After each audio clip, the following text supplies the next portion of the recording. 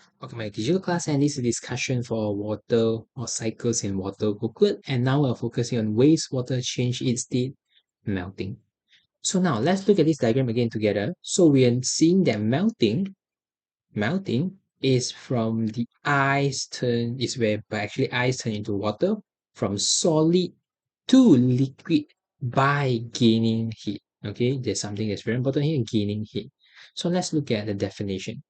So melting is the process whereby water turns from a solid to a liquid state. And again, what really happens here?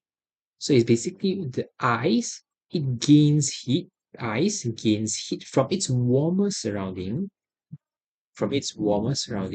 So heat is example like going in, and the temperature of the ice actually what? Rises until it hits 0 degree, then the melting process begins. Now you might be kind of confused, teacher? Just now you mentioned about in the previous video you mentioned about 0 degree is where it actually become ice, right? Then now why 0 degree is also the point it melted? Yes, okay, you understand that this is actually the turning point. Example, this is 0 degrees Celsius. This is the higher one, example 30 degree, this example negative 30 degrees Celsius. So this is actually the point where it is actually freeze. This point example is melted. So you can see this 0 degree is actually a turning point. When you are melting, when you're going up, you're kind of melting. That is the point. When you're going down, you're actually freezing. It's actually the point. So you need to understand that actually that point is a turning point. Okay, when it drops to 0, it starts freezing.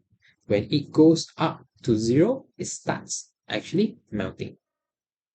So you need to understand the melting point. The melting point of ice is actually also 0 degrees Celsius. Okay, basically freezing point and melting point is also 0 degrees Celsius.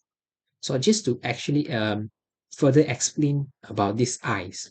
So when an ice cube gains heat and begins to melt, okay, now something very important you must take note. Again, this is very important. You must put a star there. Both the ice and water, look at here, both the ice and water begins to melt. Ice and water will maintain a temperature of 0 degrees Celsius, okay, until all the ice has completely transformed into water.